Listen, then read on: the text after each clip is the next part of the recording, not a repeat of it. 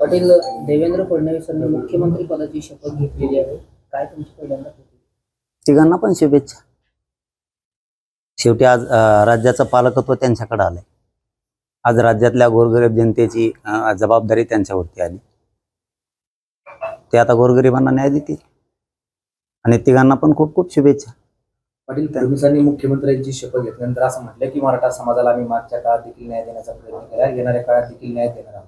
चांगली गोष्ट. ते म्हणलेत ही चांगली गोष्ट आहे. उशिरा का होईना पण ते दुरुस्ती करायला लागली ही चांगली गोष्ट आहे. गोरगरिबाच्या दृष्टिकोनातून ही चांगली गोष्ट आहे आणि तीच अपेक्षा मागच्या वेळेसही आम्हाला तीच होती. आम्ही प्रत्येक वेळेस सांगताना सांगायचो की शेवटी पालकत्व तुमच्याकडे आहे. मगरुरीवर सरकार चालून चालत नाही. गोरगरिबांना न्यायाची अपेक्षा असते.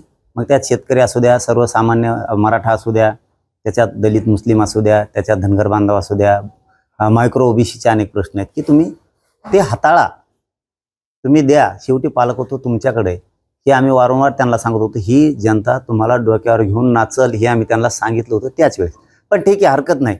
आता त्यांचं तिघांचंही अभिनंदन मनापासून केलंय.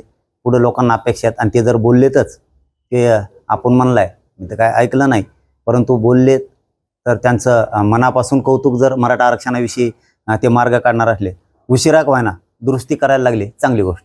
जिल्ह्यातून बाबूराव लोणीकरांना मंत्रिपद पाटील, 5 तारखेपर्यंत तुम्ही सरकारला नवा अल्टिमेटम दिलेला आहे. काय वाटतं, सरकार या 1 महिन्याभरात तुमची मागणी मान्य करेल? कारण गेल्या वेळेस तुम्ही खूप उपोषणे केलेली आंदोलन त्यावेळेस देखील सरकारला वेळोवेळी तुम्ही अल्टिमेटम दिले होते आणि वेळ देखील वाढून दिला.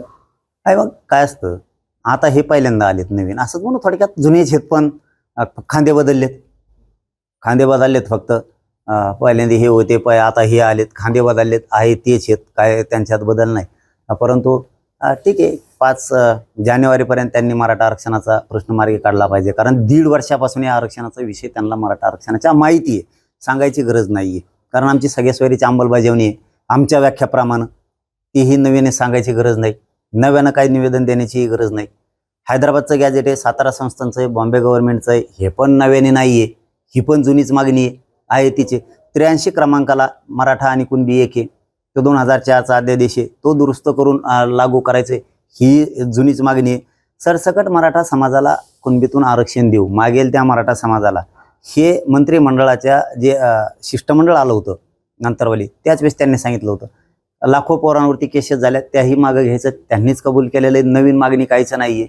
अशा ज्या एकूण 8-9 मागण्या आहेत त्या सरकारकडे, त्या त्यांनी द्याव्यात, आमचं काहीच म्हणणं नाही. पण नाही दिलं तर तुम्हाला मात्र खरं सांगतो समाजाचा रोष नाही परवडणार. तुम्हाला वाटत असेल की आम्ही बहुमतात आहेत, अमुक आहेत, तमुक आहेत. शेवटी पूर्वी तुम्हीच बहुमतात होतात, याच मराठ्यांना तुम्हाला खेटावं लागलं. आता मराठ्यांनी तुम्हाला संधी दिली की तुम्ही 5 जानेवारीपर्यंत द्या, तिचं तुम्ही सोनं करायला पाहिजे आणि पुन्हा पुन्हा मराठ्यांचं, गोरगरिबांचं मन जिंकलं पाहिजे. आणि मराठा पाठीशी आहे, मराठ्यांशी आम्ही खुनशीपणानं वागतोय हे दिसायला नको. म्हणजे विशेष या तिघांनाही सांगतो की तुमची जबाबदारी की मराठा समाजाला असं तुमच्याबद्दल आता तरी वाटायला नको की तुम्ही द्वेष करताय माझ्या मराठ्याचा. जाणून बुजून तुम्ही आकाशानं त्यांच्याशी वागताय, सूड भावनेनं बदला घेण्याच्या भूमिकेनं मराठ्यांशी वागताय. हे आता मराठा समाजात जाऊ देऊ नये. कारण तुम्हीच मराठ्यांची आता मनं जिंकले पाहिजेत आणि मराठा समाज तुमच्या पाठीशी असला पाहिजे, ही जाणीव तुम्हाला यावेळी 100% झालेली. नसल्यावर काय होईल याचीही जाणीव त्यांना झालेली. म्हणून त्यांनी मराठा समाजाचा प्रश्न मार्गी काढून मराठा समाज त्यांच्या पाठीशी ठेवावा ही आमची अपेक्षा आहे. जर का एकदा विरोधात पुन्हा गेला तर वाटत असेल भाऊ पण अवघड आहे, सत्ता चालवणं सुद्धा अवघड आहे. मग पाटील, शेवटचं उपोषण देखील तुम्ही फडणवीसांना एक संधी म्हणून ते उपोषण केलं होतं. फडणवीसांना पुन्हा तुम्ही 1 महिन्याची संधी देताय का, वेळ देताय? शेवटी आता तुम्ही तर म्हणलात ना, समजा ते बोललेत, चांगली गोष्ट आहे ना. जर आता उशिरा व्हायना दुरुस्ती केली, ते काय तर म्हणतात ना, देर आली काय दुरुस्त आली, तर ठीक आहे ना, उशिरा का होईना. पण मराठा समाज हा नको अंगावरती घ्यायचा. मराठा समाजाचा खरोखरच आक्रोश आहे. मराठ्यात खरोखरच गोरगरीब लोक आहेत, त्यांना अपेक्षा आहे. आणि माझा पवित्र समाज आहे हो, आणि पवित्र समाजाचं मी पवित्रपणानं, न कुठं डाग लागता, न कुठं मॅनेज होता, न कुठं समाजाची गद्दारी करता, न समाजाची बेमानी करता, या पवित्र समाजाची प्रामाणिकपणे काम करतो. कोणी किती नाव ठेवलं काय आणि कोणी काय आरोप केले काय, मी त्याच्याकडे लक्ष देत नाही आणि माझा समाज सुद्धा देत नाही. माझ्या समाजाला माहिती आहे, मी इमानदारीनं समाजासाठी काम करतोय आणि समाजाला माहिती किती मोठं काम झालेलं आहे, जे झालेलं आहे ते पुढेही होणार आहे. आणि जे आरोप करतायत, जे कोणी काय टीका करतायत, यांच्या वर्षाने 6 महिन्यांनी लक्षात येईल समाजासाठी प्रामाणिकपणानं मी किती करून ठेवलंय. त्यामुळं तुमच्या आरोपाचा काही परिणाम समाजावर होणार नाही. या उपोषणाची तारीख आता डिक्लेअर झाली की या उपोषणात दिसल माझा मराठा समाज मला कधीच उघडा पडू देणार नाही. गोरगरीब पुन्हा लाखात नाही कोटीत तुम्हाला अंतरवाली दिसतात. बघा हे शब्द लिहून ठेवा तुम्ही, कोटीत पहिल्यांदा मराठा दिसणार आहेत. कारण सरकार स्थापन झाल्याच्या नंतर पुन्हा आपल्या लेकरावरती वाईट वेळ येऊ नये, आरक्षणापासून आपले लेकरं वंचित राहू नये म्हणून मराठा समाज ताकदीनं अंतरवलीत येणार आहेत, ताकदीनं. आणि हे पुन्हा एकदा देश बघणार आहे की मराठे आमरण उपोषणाला जे मला घेरायचा प्रयत्न केला गेलाय, मला जे उघडं पाडायचा प्रयत्न केला गेलाय, मला एकटं पाडायचा प्रयत्न केलाय, माझा समाज हे गावागावात सहन करत नाही. मी आता गावागावात जातोय. मी कालच तुमच्या डोंगरगावला होतो, बदनापूर तालुक्यातल्या, आणि गेवराई तालुक्यातले राजपिंपरीला होतो. एकही माणूस शेताकडं माता माऊलीशिवाय गेलेला नव्हता, माता माऊल्यांसह.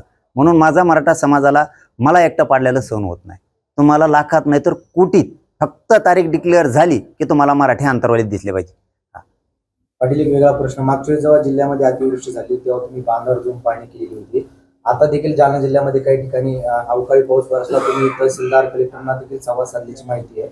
नेमकी आता नवीन सरकार अस्तित्वात आलंय, शेतकरी इकडं अवकाळी पावसाचा सामना करतोय, कसं बघतो? कालच पोरं आले होते इकडचे जालना तालुक्यातले. कलेक्टर साहेबच चांगला माणूस आहे. म्हणजे हे बघा, ते काय आहे करणाऱ्याची स्तुतीच केली पाहिजे या मताचा मी. ते माणूसच वेगळा आहे राव. सांगितलं लगेच बांधावरती जाणार, तर टीम पाठवणार, करून घेणार. आता ते काय असं नाही की मी स्तुती करतो म्हणजे माझ्या काय मांडीला मांडी लावून बस.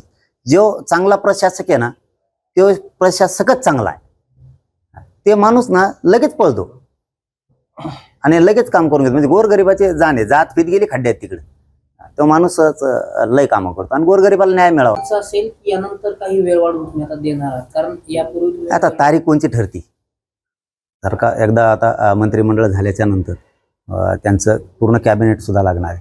कारण आमचे काही प्रश्न तिथपर्यंतचे सुद्धा आहे. नुसते मुख्यमंत्री उपमुख्यमंत्री यांच्यावरती होणारा नाही आहे. साहजिक आहे की शेवटी ज्यावेळेस कायद्यात विषय येतो त्यावेळेस पूर्ण कॅबिनेट असणं सुद्धा गरजेचं आहे. पूर्ण कॅबिनेटशिवाय गोष्टी शक्य नाही आहेत.